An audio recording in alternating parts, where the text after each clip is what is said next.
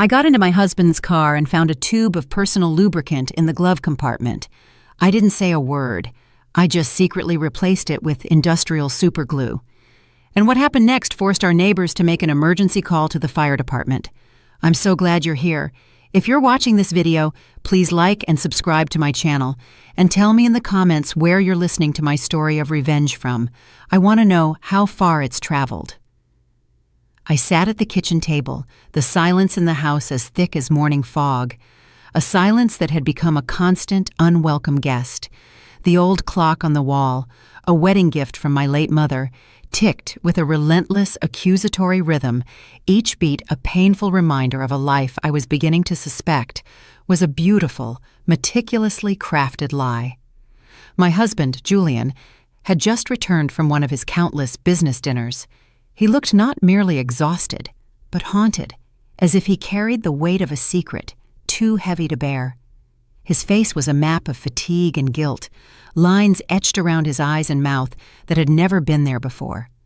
He tossed his jacket on the sofa with a weariness that felt performative, loosened his tie as if it were a noose he was desperate to escape, and collapsed onto the bed, the familiar springs groaning under his weight, without even bothering to shower. The faint scent of his expensive cologne hung in the air, but it was mixed with a new, alien fragrance, a sweet, floral perfume that felt like an intrusion, a brazen confession from a life I didn't know he was living. A few minutes later, the gentle hum of his snoring filled the house, a sound that once brought me comfort, but now felt like a mocking lullaby, a lullaby for a fool. I got up, moving with the quiet, practiced grace of a wife of 40 years, and began to tidy up the mess he'd left in the living room, his jacket, his wallet, his cell phone, his old laptop. The phone screen was still on, a new email glowing like a sinister omen. I frowned. Julian never used email. He always said, "Juliet, all this tech stuff is too complicated. I'd rather just make a call." But now, an email. It was right there, in plain sight. A digital ghost from a life I didn't know he was leading. Out of a morbid curiosity that felt both wrong and necessary, I opened it. The message was short, a mere handful of words that would shatter my world. "You were incredible tonight, Dad."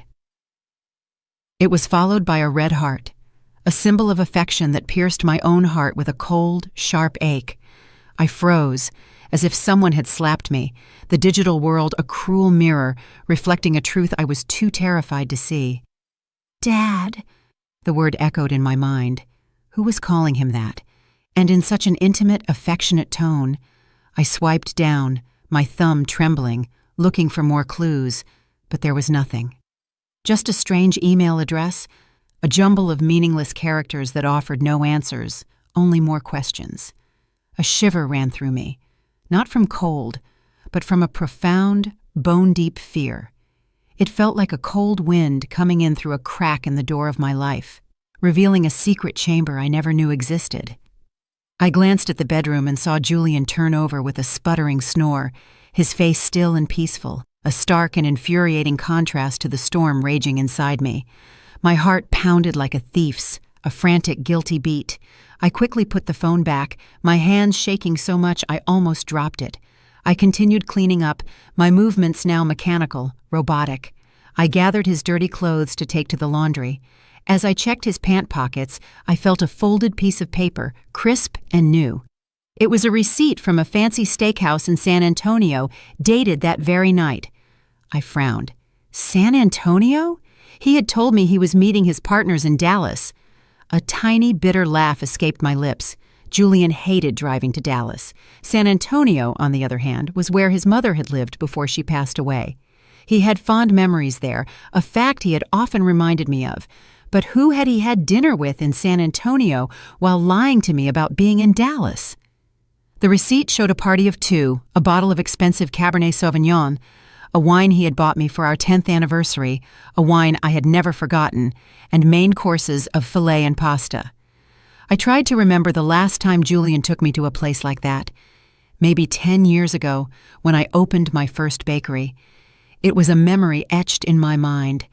The flickering candlelight, His proud smile, the way he toasted my success. Now, that memory was a lie, a faded photograph in a scrapbook of deceit.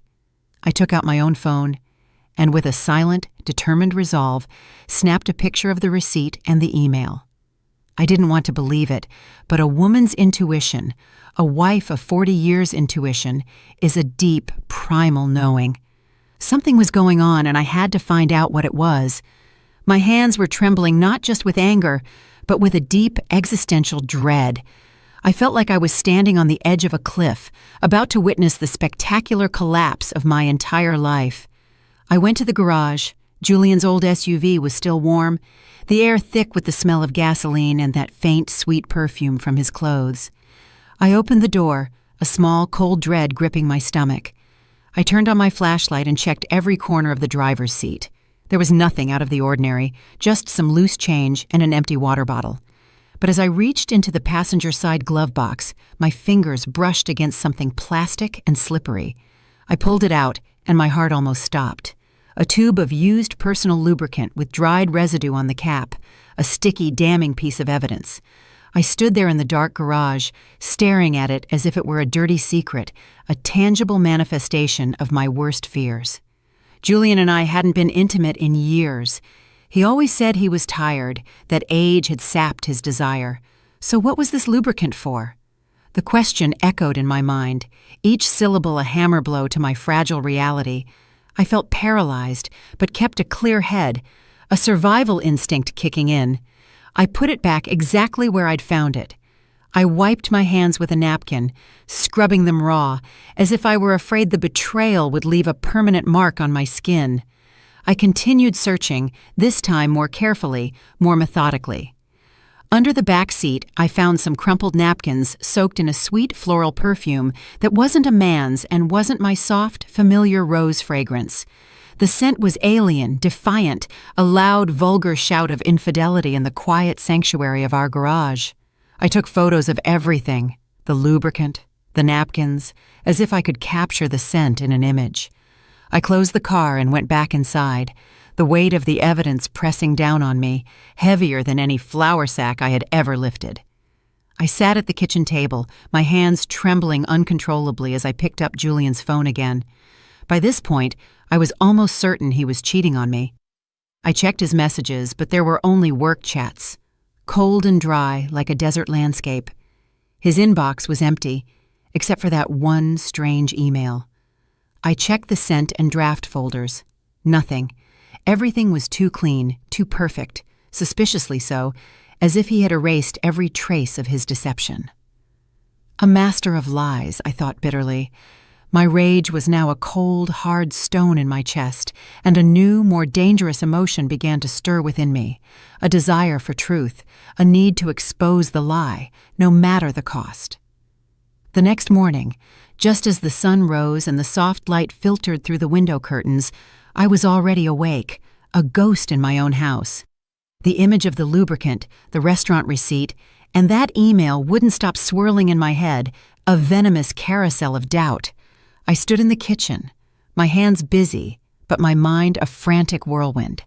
I made a simple breakfast, 2 fried eggs, some toast, and a cup of the strong black coffee Julian liked. I had barely slept all night. Julian came down, looking tired, his hair a mess, and his eyes still groggy. He sat at the table, grabbed his coffee cup, took a sip, and set it down half full. "I have an important meeting today," he said in a husky voice, a rehearsed line he'd used countless times before without looking me in the eye. "I'm sure I'll be home late." He was so good at this, I thought. The easy lies, the casual tone, it made my blood run cold. I nodded with a strained smile, though all I wanted to do was scream, "Where is the meeting? With whom? In San Antonio again?" But I held back, my rage a silent fire, and simply replied, "All right, be careful." He got up, gave me a light pat on the shoulder, a gesture that felt more like an afterthought than a sign of affection, and left. The door closed, leaving the kitchen in silence, and me with a suspicion that was growing into a monstrous certainty. I cleared the table and washed the dishes one by one. the rhythm of the task a small anchor in the storm of my emotions. I couldn't just sit there inventing theories. I needed the truth, hard evidence. I picked up my phone and looked for the number for Mrs. Miller, a friend from years ago who had helped me so much when I first opened the bakery. She had once told me about a good private investigator who specialized in infidelity cases. "Juliet, if you ever need it, I can give you Thomas's number," she had said. "He's very discreet and reliable." I never thought I would need to call him, but now I had no other choice. I dialed her number, my voice trembling, each ring a drumbeat of my mounting anxiety. "Hello, Mrs. Miller? Can you help me get in touch with Thomas? I need him." She was silent for a few seconds, a pause that spoke volumes before answering. "Juliet, what's going on? Did Julian do something?" I sighed, not wanting to get into the details over the phone, my pride bruised and raw. "I just need to know the truth. Can you help me?" Mrs. Miller, a woman of few words but profound intuition, agreed immediately, and just an hour later, I received a message from Thomas, asking me to meet him at noon at a small cafe downtown. "Mrs. Roberts, please don't worry. I will help you," he wrote. The message was short, but it was enough to give me a little relief, a lifeline in a sea of deceit. At noon, I went to the cafe, a tiny place with worn wooden tables and the aroma of roasted coffee filling the air, a scent that usually comforted me, but now felt strangely foreign. I chose a secluded corner where no one would notice me, a shadow in a room full of light. Thomas walked in, a middle-aged man, short and stocky, with a simple light blue shirt and philosophical eyes that seemed to read everything, to see through the surface of things. I handed him a flash drive with the photos I had taken the night before, the strange email, the restaurant receipt, the lubricant tube, and some napkins. "This is all I have," I said, my voice shaky. "I'm not sure, but I think my husband is cheating on me." The words tasted like ash. Thomas nodded, reviewing each image on his phone, his face impassive, a professional facade hiding whatever thoughts he had. He carefully made notes in a small notebook. "Mrs. Roberts, I understand. I'll start following Mr. Roberts this afternoon. Don't worry, I'll let you know as soon as possible." I looked at him, trying to hold back the tears that were burning my eyes. "Thank you," I said softly. "I just want to know the truth, whatever it may be." Thomas nodded with a compassionate look, a flicker of understanding in his eyes. "I'll do my best. Go home and don't do anything to arouse suspicion." I left the cafe and walked through the crowd, but I felt a loneliness I had never experienced before. 40 years of marriage, a lifetime built on a foundation of trust that was now crumbling beneath my feet. I had put all my trust in Julian. I always believed he was a family man, someone who would be with me through any difficulty. He was my rock, my anchor. And now here I was, hiring a stranger to follow my own husband. The irony was a bitter pill to swallow. I felt like I was in a bad movie, a character in a drama I never auditioned for. That night, as I sat in the bakery, the familiar scent of yeast and flour, a constant, soothing presence, going over delivery invoices. My phone vibrated. A message from Mr. Thomas. I opened it, my heart pounding a mile a minute, the blood roaring in my ears. It was a photo of Julian, in the light blue shirt he often wore, entering a fancy restaurant, holding hands with a woman. I zoomed in on the image, and my heart stopped. It was Allison, my daughter-in-law. She was wearing a tight black dress with heavy makeup, intense red lipstick, and her hair down. They didn't look like father-in-law and daughter-in-law, but like a couple on a date, their bodies turned toward each other, a shared secret between them. I sank into my chair, my hand trembling as I held the phone. Allison, how was this possible? At family gatherings, she and Julian always acted distant, barely speaking to each other. I now realized it was a masterful act, a performance for my benefit. Mr. Thomas sent more photos. In one, they were sitting in a secluded corner, the table decorated with candles and flowers. Allison was leaning toward him, smiling, and Julian was toasting her glass with an oddly tender gaze. I saw the photo and felt a crushing pain in my chest. In 40 years, I had never seen him look at me like that, not even when we were young, when I was that girl from San Diego with long hair and a radiant smile. He looked at me that way. A look of genuine adoration, of a love I thought was mine. Now it was hers. In the middle of the night, a video arrived from Mr. Thomas. The clock on the wall read 2:00 a.m. I put on my headphones, a desperate attempt to keep the secret contained, and pressed play. My hands so shaky I almost dropped the phone. In the video, Allison leaned close to Julian's ear, whispering something that made him laugh loudly, a sound that was a stranger to me. Her voice sounded sweet, her eyes sparkling under the restaurant lights. Then they got up and left, and Julian, ever the gentleman, opened the car door for her as if she were a lady and he were her lover. I replayed the video again and again, a self-inflicted torture. Each time felt like another stab to the heart. Allison, my daughter-in-law, whom I had treated like my own daughter, whom I had taught how to make our family's traditional flan. And Julian, the man I had given my whole life to, with whom I had built a family. What were they doing behind my back? Behind Daniel's back? The questions were a tidal wave, threatening to drown me. I saved all the photos and the video to a flash drive, making a note of every detail: date, time, place, even the name of the restaurant. My hands worked on autopilot, but my mind was in chaos. I didn't want to believe it. I couldn't believe Julian and Allison were capable of something so low, so cruel. But the evidence was right in front of me, undeniable, a mountain of proof. I stayed in the bakery among trays of sweet pastries that smelled delicious, but I felt like my world was falling apart. I remembered the early days of the business, when Julian would help me carry sacks of flour, when we would laugh together in that little kitchen, our dreams as big as the sky. Now it all seemed like a distant memory, a beautiful lie I had lived for too long. The next morning I was in the small kitchen of the bakery, holding a list of orders for a large hotel downtown. The smell of flour and vanilla, which always brought me peace, felt empty that day, a hollow comfort. As soon as I finished signing the delivery invoice, my phone vibrated in my apron pocket. I wiped my hands, and my heart sank when I saw it was a message from the detective. Just a short sentence. Mrs. Roberts, I'm sending you more evidence. I took a deep breath, trying to stay calm. But my hands trembled as I opened the message. A series of photos appeared on the screen. The first showed Julian, in his usual gray shirt, leaving a law office near the main plaza. By his side was Allison, in a beige office dress, her hair in a high ponytail, and huge dark sunglasses that almost covered her face, a pathetic attempt at anonymity. They were walking very close together, not like in-laws, but like a couple, their bodies a testament to their forbidden bond.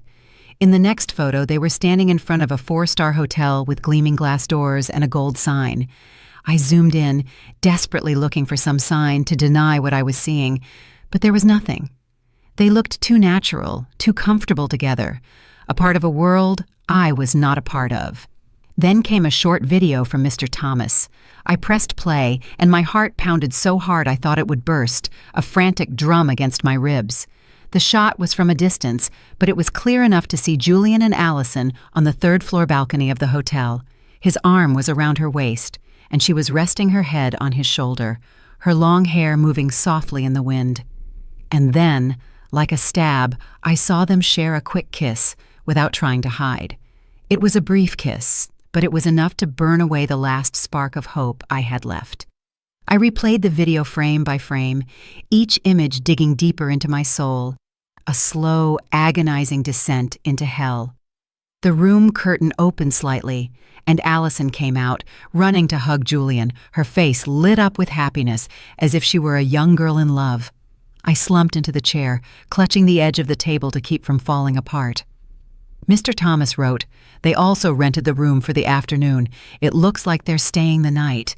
I'll keep an eye on them."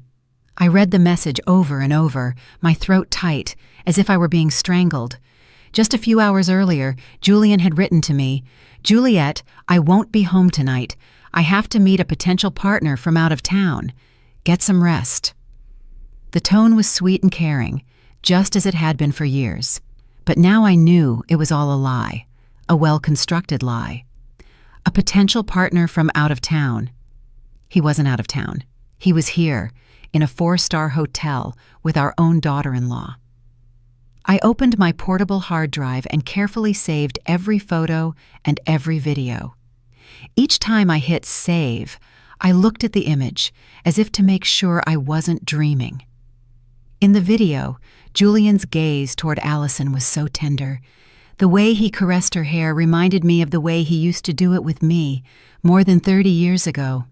We were young, and I believed our love would last forever, a promise whispered under a starry San Diego sky. Now, seeing this, all I saw was lies and blatant betrayal. I remembered family gatherings, everyone sitting around the table, a tableau of our perfect family. Allison always sat far away from Julian.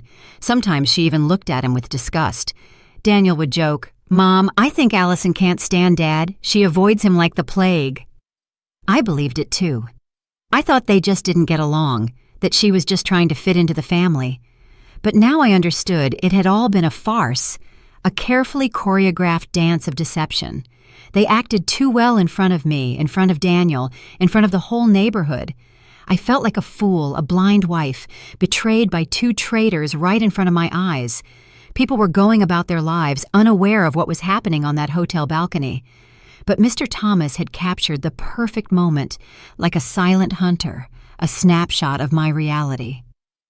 I replied to him, "Thank you. Please keep watching. I need to know everything." He answered briefly, "I will. Stay calm." That night I returned to the house that had been my home with Julian. It felt foreign now, a place of ghosts and lies. I opened the dresser drawer and took out a thick envelope, my hands moving with a grim determination. I printed all the evidence, photos of Julian and Allison leaving the lawyer's office, photos of them entering the hotel, photos of them on the balcony, and every frame of the video. I carefully arranged them, sealed the envelope, and hid it at the bottom of the drawer, under old family photos. I looked at a photo of the 4 of us, Julian, Allison, Daniel, and me, at Daniel's birthday party a few years ago. Allison was smiling, hugging Daniel tightly, while Julian stood beside me with his arm on my shoulder, looking proud. Now, looking at it, all I wanted was to rip it to pieces, to tear the image of their smiling faces from my life. The next morning, just before dawn, I heard the front door open slowly. Julian staggered in, smelling of alcohol. "The partner was too difficult, Juliet," he complained in a raspy voice, his eyes red as if he'd been up all night. "I had to drink a lot. I'm dead tired." I was in the kitchen with a glass of water in my hand, watching him perform while feeling like he was rubbing salt in a wound. "Rest," I replied calmly, as always, the practiced voice of a wife. "You have to go to work tomorrow." He nodded, gave me a pat on the shoulder as if nothing had happened, and dragged himself to the bedroom. Minutes later, he was snoring peacefully, as if he'd never cheated on me, as if he'd never gone to a hotel with our own daughter-in-law. When I was sure Julian was asleep, my phone vibrated. It was a call from the detective, Mr. Thomas. His voice was low, almost a whisper, as if he feared someone would overhear him. "Mrs. Roberts, I recorded their conversation in the hotel parking lot. I used special equipment. They didn't even notice. I'm sending it to you now." My heart pounded hard, but I simply replied, "Thank you, Thomas. Send me the file." Minutes later, an audio file appeared in my messages. I put on my headphones, sat at the table, and pressed play.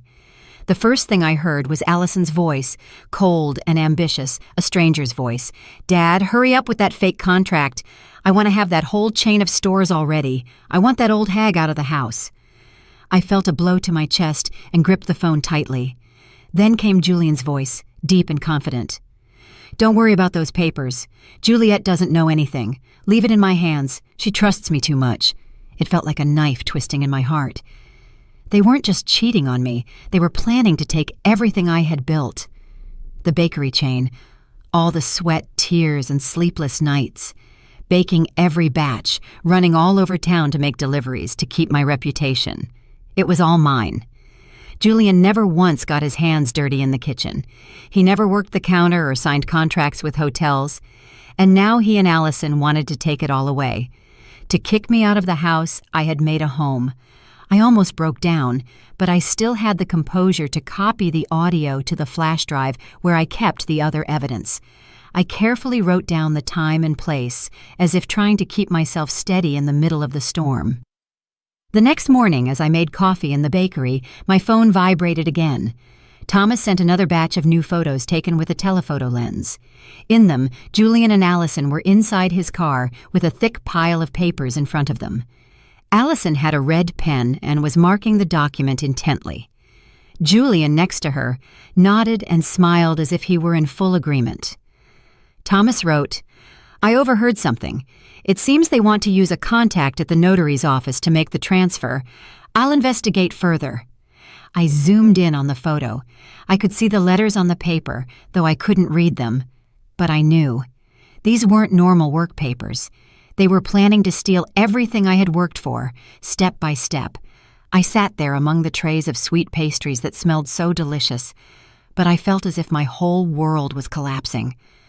I reopened the audio file, put on my headphones, and listened to every phrase, every word they said. That wretched old woman. That's what Allison called me. I remembered the days when she had just joined the family, when I taught her how to make rice, when I hugged her like a daughter. I thought she was part of the family, that she would be the woman who, along with Daniel, would build a future.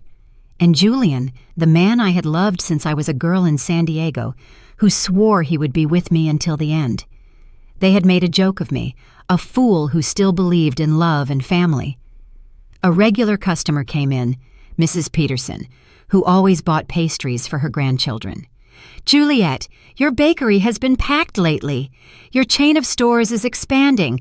I'm so proud of you," she said, her voice warm. I forced a smile and replied, "Thank you. I'm doing my best."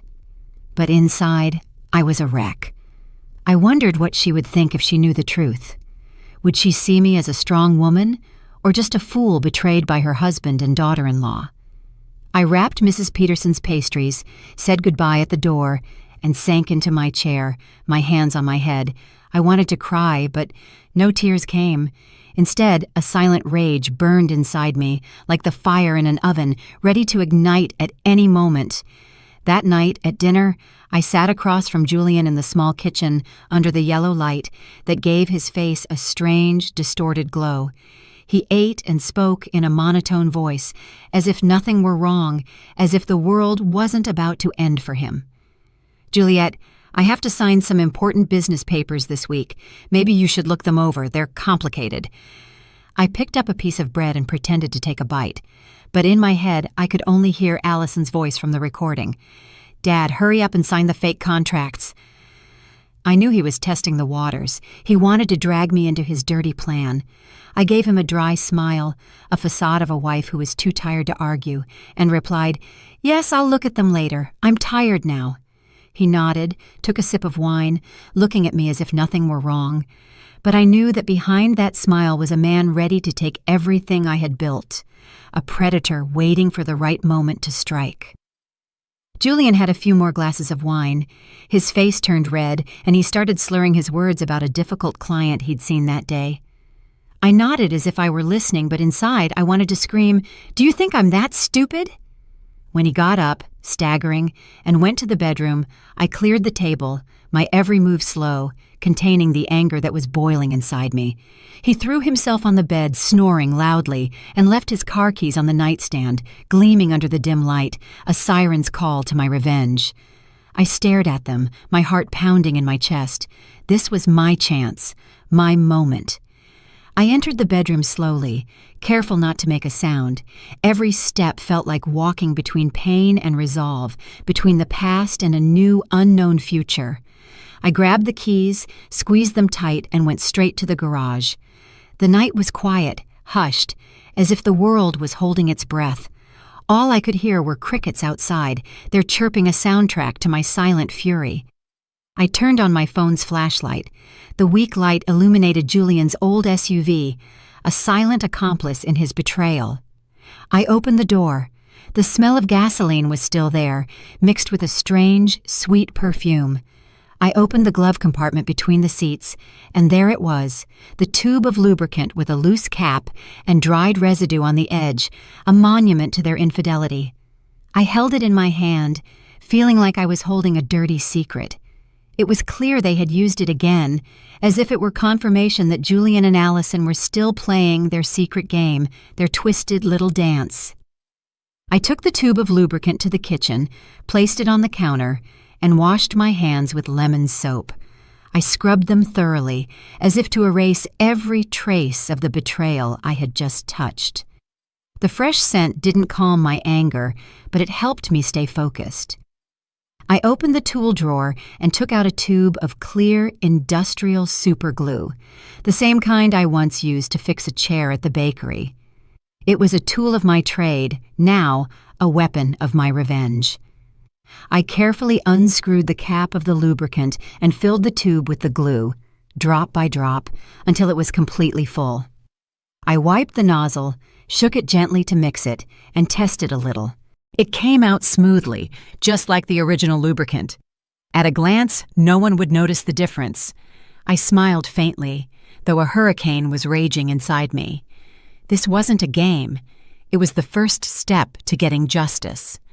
I put the tube back in the glove compartment, adjusted the floor mat and the seat just as they were, as if no one had touched anything before closing the car. I opened the trunk to check. There were only crumpled bags, an empty water bottle, and an unused condom lying in a corner. My heart skipped a beat, but I wasn't surprised anymore. I took pictures with my phone, adding them to the growing collection of evidence. Each image was another piece, a reminder that I couldn't let Julian and Allison get away with their lies. Back in the house, I put the keys back in their place, next to Julian's alarm clock. I grabbed an old book and sat on the living room sofa, pretending to read. The dim light fell on the pages, but I couldn't read a word. My head was spinning. I thought of Daniel, my son, who believed he was living happily with Allison, without knowing the truth. How could I tell him that his wife and his own father were betraying us?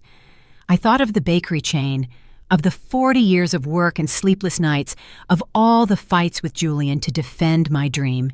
He never really understood it, but I trusted that he supported me. Now I knew he was just waiting for the right moment to take everything. An hour later, Julian woke up and stumbled into the kitchen for water. He saw the keys on the counter and didn't suspect a thing. "Still not sleeping, Juliet?" he asked groggily. I smiled and replied, "No, I'm just reading a bit. Finish your water and go back to bed." He nodded, drank, and returned to the bedroom, snoring immediately. I looked at him as if he were a stranger. This man who once promised to be with me until the end was now planning to destroy what I loved most. But he didn't know that I had already started my counterattack. At dawn, I got up. The sunlight was timidly entering through the bakery window. I was in my usual kitchen, kneading dough, preparing flanes and sweet pastries for a large hotel order. I pressed the dough with all my might, channeling my rage into every movement. When I returned home for breakfast, I made an effort to keep a calm face. Julian was already up, with a cup of black coffee in his hand. I served him eggs and toast. "Julian," I said calmly, "I have to travel to Nashville tomorrow to sign a contract with a new partner. I'm sure I'll be home late. Can you take care of dinner?" I watched him out of the corner of my eye. He looked up, surprised, but in his eyes, something was shining that wasn't concern. It was relief. "A big contract?" he asked, taking my hand with a feigned tenderness. "Don't worry, go ahead. I'll handle it." But that spark in his eyes, that slight curve of his lips, as if a weight had been lifted, pierced my chest. He wanted me to leave, and I knew exactly why. I smiled and nodded. "Thanks. I'll call you if I get back late." He took another sip of coffee. Then he got up, saying he had to get to the office early. As he left, I saw he had left his phone on the table, and the screen lit up with a missed call. The name that appeared was A.T. I frowned. My heart pounded. Allison Thomas. I was sure it was her. Before I could touch the phone, Julian came back, grabbed it in a hurry, and turned off the screen in front of me. "I forgot it," he mumbled with a forced smile. And he was gone. I stood there, watching the door close, feeling as if I had been slapped. He wasn't even bothering to hide it anymore. That day, I worked like a machine, delivering bread, signing invoices, and smiling at customers. But my mind was only focused on Julian and Allison. I couldn't let them continue their farce behind my back and Daniel's. I needed more evidence, to hear from their own mouths what they said when they thought no one was listening. That night, I pretended to be tired. I went to bed early and told Julian, "I have to wake up early tomorrow to catch the bus, so I'm going to sleep." He nodded, gave me a pat on the shoulder. "Rest, Juliet. Be careful on your trip tomorrow." I lay down and closed my eyes, but I sharpened my hearing, attentive to every sound in the house. Close to midnight, when Julian's snoring stopped, I heard him get out of bed quietly. The faint light from his phone shone in the darkness. He left the room with his phone, thinking I was asleep. I stayed still, my heart pounding. Then I slowly got up and followed him on tiptoe. I hid behind the thick living room curtain and saw him standing in a dark corner near the window. He put the phone to his ear and spoke softly. "Yes, of course. Come over to the house tomorrow. We won't have to go to a hotel anymore. Juliet has to leave town to sign a contract and she'll be back late." I heard a soft giggle from the other side, Allison's sweet voice. "That's great, Dad. Finally we can relax." Julian laughed, replying, "Yeah, come early. I'll be waiting." I stood there behind the curtain, feeling my blood boil. They weren't just cheating on me. They were planning to turn my house, my son's home and mine, into their meeting place. I returned to the bedroom in silence, opened a drawer, and took out Daniel's old recorder, the one I bought him for college to record his classes. I checked the battery, put in a new one, and turned on continuous recording. I hid it behind the bookshelf in the bedroom, next to the headboard, certain it would capture everything. I carefully adjusted the cable and covered it with a family photo frame. The photo of the four of us at Daniel and Allison's wedding. Looking at it, I felt a bitter taste. Allison's smile, Julian's hug. Now, they were all lies. Before going back to bed, I checked again that the recorder was working. I placed the photo frame just right to hide the cable. Then I lay down, pretending to be asleep. Julian came back to the bedroom, threw himself on the bed, and snored as if nothing were wrong. But my eyes were wide open in the darkness, more awake than ever. I reached for the clock and set the alarm for earlier than usual. I closed my eyes, but not to sleep. I was ready for the next step of my plan. I woke up at 5 o'clock in the morning when it was still dark. Only the faint light from the street lights was coming through the window. The house was silent. All I could hear was Julian's steady snoring from the bedroom. I was in the kitchen with a cup of cold coffee in my hand, staring at the skillet of oil that was already on the stove. It was the last step of my plan, a simple smoke trap, but enough to expose the truth. I tied a thin string to the stove's igniter. I ran it over to the window and attached it to a heavy object, an old coffee can I found in the cabinet. All I had to do was pull it from a distance, and the flame would ignite the oil, creating thick black smoke, enough to alarm the neighbors.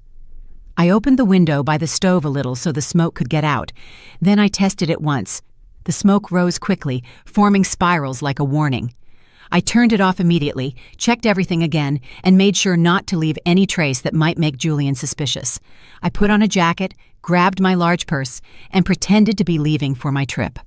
Before I left, I went into the bedroom and gently shook Julian. "I have to go to the bus station right now," I said in a calm voice.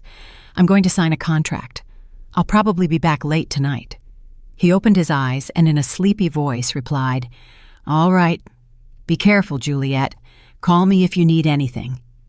Then he buried his face in his pillow and went back to sleep. I looked at the man I once loved and trusted. Now, lying there, unaware of the trap waiting for him, I turned away, my heart heavy but my legs steady. Instead of going to the station, I went across the street to Mrs. Peterson's house. She was my neighbor and my friend. She opened the door and looked at me, worried, when she saw my purse. "Juliet, what are you doing up so early? Is something wrong?" she asked with affection. I forced a smile. "Mrs. Peterson, can I stay here for a few hours? I need to watch my house." She frowned but didn't say anything else. She poured me a hot cup of coffee and gave me a chair by the window. From there, I could see the entrance to my house, where Julian and Allison would enter, and where the truth would be revealed. Around 10 o'clock, a taxi pulled up in front of the house. Allison got out, wearing a light floral dress and dark sunglasses, as if she were afraid someone would recognize her. Julian opened the door, looked around in a hurry, and quickly ushered her inside. I gripped my coffee cup tightly, my heart pounding in my chest.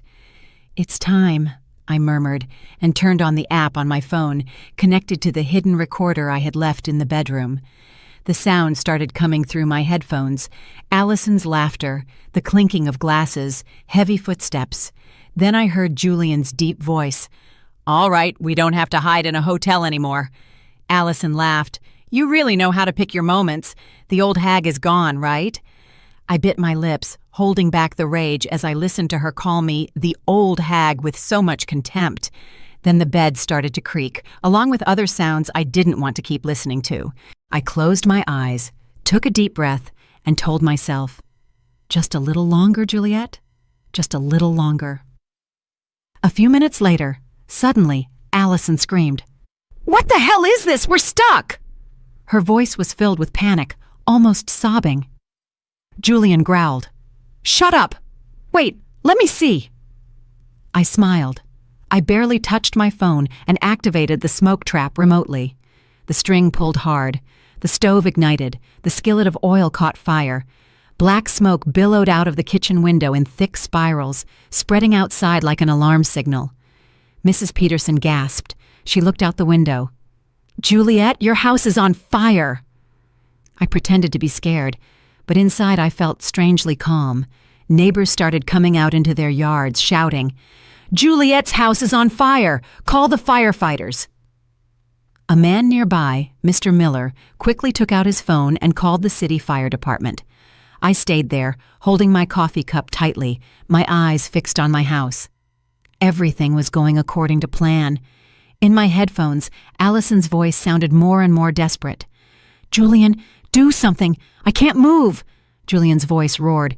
"Don't scream! I'm trying!" But I knew they couldn't do anything.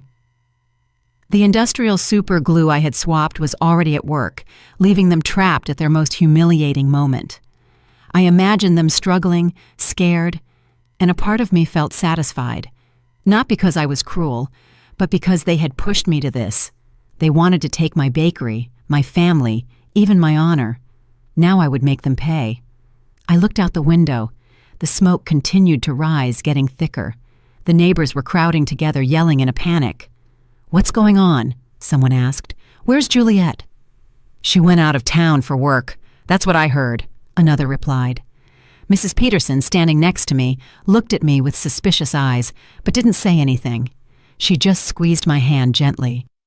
I knew she had a hunch, but I didn't need to give her an explanation. The truth was about to explode, and I was ready. Just 10 minutes later, the siren of a fire truck sounded at the end of the street like a death knell. The red vehicle sped up and skidded to a stop in front of my house. I saw Daniel jump out of the driver's seat in his fire chief uniform, his face tense. My son shouted in a firm voice, "Get the equipment ready! Quick! There might be people inside!" I looked at him and felt a sharp pain. My son, always so proud of his family and his parents. Now he was about to face the cruelest truth. I wanted to run and hug him and say, "I'm sorry, Daniel," but I had no other choice. I stayed still, letting everything take its course. The smoke from the kitchen continued to rise thickly, making Daniel and his team believe there was a serious fire. My son led the way with a sledgehammer, breaking down the front door. The sound of splintering wood echoed in the air. His teammates followed him with hoses and extinguishers. I listened to the commotion coming from the bedroom. Julian's desperate shouts mixed with Allison's sobs. Do something, Julian! I can't move! Julian growled. Shut up! Don't scream! I bit my lips, squeezing the phone where the app was still transmitting the audio from the hidden microphone. They were trapped, helpless, just as I had calculated. Daniel entered the bedroom, and I could imagine what he found. His own father and his wife, naked, stuck to each other on the bed, their faces pale with pain and panic. I wasn't there, but through my headphones, I heard Daniel's voice falter. What is this? A firefighter behind him murmured in surprise, "Oh my God!" Another couldn't hold back and let out a nervous laugh, but Daniel immediately shouted, "Silence!" I knew that cry wasn't just to maintain order, but my son's last attempt to hide his pain. The humiliation was now exposed, not just to Daniel, but to the entire fire team and the whole neighborhood. A firefighter ran out and told Daniel, "Chief, the smoke is under control. It was just a small oil fire, nothing serious." But Daniel didn't reply. I figured the young man was still in the bedroom, frozen by what he was seeing.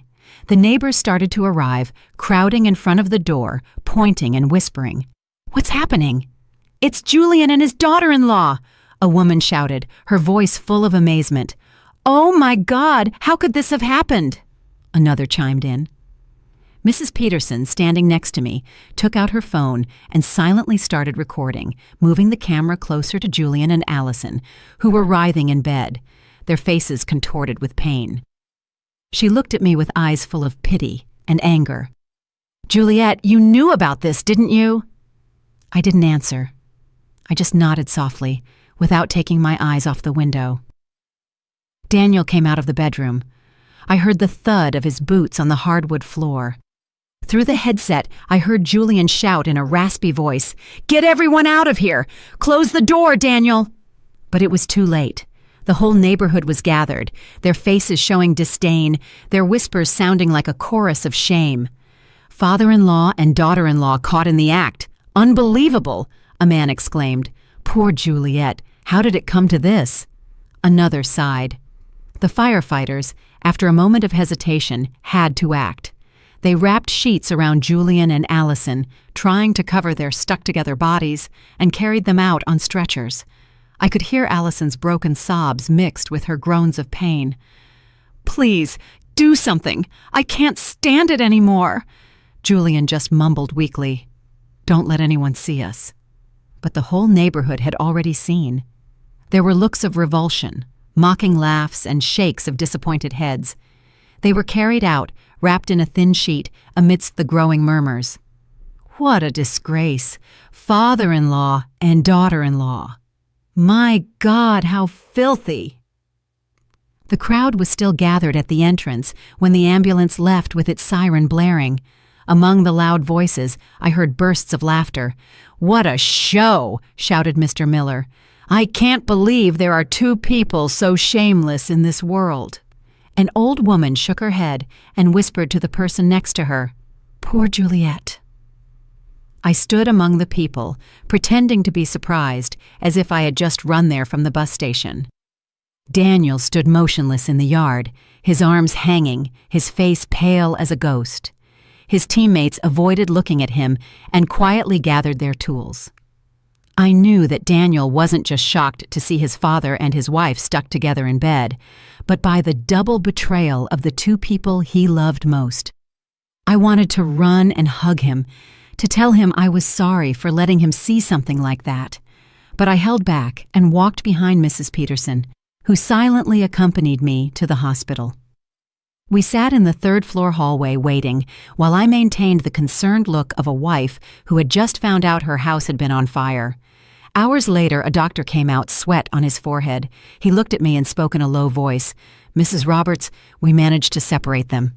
Fortunately, there was no serious damage. They just need some skin ointment." I nodded, pretending to be relieved, while my fingers discreetly brushed against my purse, where I had hidden 2 tubes of thick mustard I had prepared. "Thank you, doctor," I said, my voice trembling to hide my plans. "Can I see them?" He nodded and led me to the nurse's station, where they gave me 2 tubes of ointment. The nurse, a young woman, looked at me with compassion. "Ma'am, this is a very difficult situation. I'm so sorry." I gave a weak smile, and the moment she turned around, I swapped the tubes for the mustard I had in my purse. My hands moved quickly and confidently, as if I had rehearsed it hundreds of times in my head. I entered the hospital room with a tube of mustard in my hand, feigning concern. "Julian? Allison? Are you okay?" Allison was in bed, her hair a mess, her eyes red, unable to look at me. Julian, still pale, mumbled, "Juliet, I can explain." But I didn't let him continue. I placed the tube of mustard on the table next to the bed and left. Minutes later, a gut-wrenching scream came from the room. Allison was covering her face, crying, "It burns! My skin is on fire!" Julian was writhing in bed, cursing. "What the hell is this? Who did this?" The entire hallway was in an uproar. Patients and family members came out to look. An old woman whispered to her son, "It's them, the couple from the video this morning on the internet. The father-in-law with the daughter-in-law. What a disgrace." Another added, "They deserve it." The doctor ran into the room, asking the nurses to clean their skin and apply a neutralizing agent. But the humiliation of Julian and Allison was already public, impossible to stop. Mrs. Peterson's video of them being carried out on a stretcher had spread throughout the neighborhood and on social media. I was in the hallway, listening to the murmurs, feeling as if the whole world were witnessing the downfall of those two traitors. When the crowd dispersed, Daniel entered the room with a thick folder in his hand. I had called him as soon as the ambulance left, asking him to get the envelope with the evidence I had saved in the drawer and the 2 divorce papers I had ready. He handed me the folder, his gaze empty, without saying a word. I opened it, took out the documents, and placed them on the table in front of Julian and Allison. I looked at him directly in the eyes, my voice cold but firm. 40 years of marriage end here. Sign these, and then do whatever you want, as long as you disappear from my son's life and mine. Allison collapsed, crying, looking at Daniel. "Honey, forgive me. I made a mistake. Please, I beg you, forgive me." But Daniel just looked at her, his gaze as hard as stone, and left without saying a word. Julian tried to grab my hand, his voice trembling.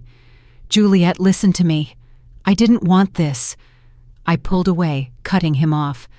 "Don't say anything else, Julian. You chose this path." He yelled desperately, "Juliet, please." But the nurse came in and warned, "Be quiet. This is a hospital." I turned and walked away without looking back. In the hallway, I saw Daniel leaning against the wall, his head in his hands. I walked over and put my hand on his shoulder, but he didn't lift his face. "Mom," he whispered, his voice broken. "Why did it have to be Dad? Why her?" I didn't answer. I just hugged him tightly, sharing his pain with my own. In that moment, I knew that Julian and Allison had lost everything, their honor, their marriage, even their dirty plan. But Daniel and I had also lost a family. I only hoped that with time, we would find peace. A few weeks after the scandal, my bakery was busier than ever. The little bell on the door wouldn't stop ringing. Customers came in and out with smiles and compliments. "Juliet, you are so strong," Mrs. Peterson said, holding a bag of freshly baked flan. "The whole neighborhood is proud of you for how you defended your family business amidst all that filth." I smiled and thanked her. People supported me. They called me a strong woman, but only I knew that strength came from the broken pieces of my heart. Every time I looked at the oven where I had worked with sweat and tears for 40 years, I remembered Julian and Allison, who wanted to take everything from me, but failed. And I'm still here, with my bakery, with Daniel, and with a new life. Daniel moved in with me right after that day. He didn't talk much about what had happened, but I noticed the change. He wasn't the cheerful, always laughing Daniel he used to be.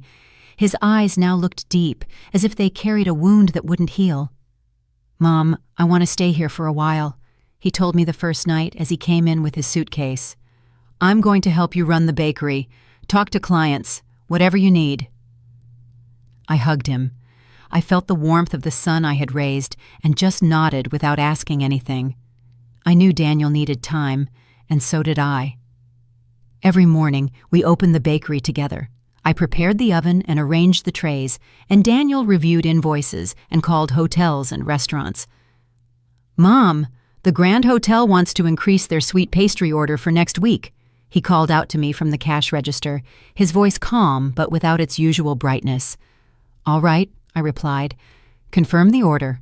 I'll prepare more dough." These simple moments gave me a peace I hadn't felt in years. There were no more fake looks from Julian, no more sweet and calculating voice from Allison. It was just Daniel and me, taking care of what we still had. Dinners were just the two of us now. We sat face to face in the small kitchen, eating simple meals, sometimes rice with beans and chicken, sometimes just bread with coffee. "Mom, can you make me some flan this weekend?" he asked me one night with a faint smile, the first I had seen since the scandal. "All right," I replied, relieved, "but you have to help me stir the caramel." He nodded, and in that moment, I felt that we were slowly but surely recovering. I started making time for myself, something I almost never did in 40 years. I joined a cooking club at the community center, where women my age shared recipes and told their stories. "Juliet, you make the best flan in the neighborhood," a woman told me, laughing, when I brought a tray. I replied, smiling, "It's a little trick I learned back in San Diego." I also started going to church on weekends. I would sit in silence with the light of the stained glass windows on my face and pray, not for Julian or Allison, but for Daniel, for myself, so that we would find the strength to move forward.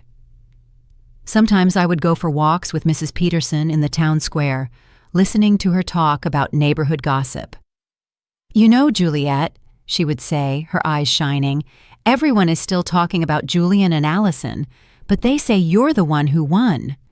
I just smiled without answering. I won? Maybe. But the price was losing my whole family. Daniel also started to change. He became less quiet and began telling me about his work as a firefighter. "We put out a fire at the market yesterday," he told me one night as we ate dinner. "It was really dangerous, Mom, but luckily no one got hurt." I listened to him, my heart filled with pride. "Please be careful," I said, my voice trembling. "You're all I have left." Daniel looked at me with tenderness. "Don't worry, Mom. I'll never leave you alone." Those words were like medicine. They gave me back the faith that even though I had lost so much, I still had my son, who would always be with me. One afternoon, while the bakery was full of customers, I sat at the cash register, watching the movement in the street. The bell on the door rang non-stop. The smell of sweet bread filled the air. I looked at the trays of flan and pastries and thought about the entire journey. I had built this bakery with my own hands, from a girl in San Diego to a woman who knew how to endure. Julian and Allison wanted to take everything from me, but failed. I kept my bakery, I kept Daniel, and most importantly, I kept myself. Did you like my story, and which city are you listening from? Let's meet in the comments. If you like the story, you can support me by sending a super thanks so I can keep bringing more stories like this. Thank you so much for your sweet support. I'm looking forward to your comments on the story. On the screen, you can see 2 new life stories that I highly recommend. There's so much more on my channel. Don't forget to subscribe. See you in the next life story with love and respect.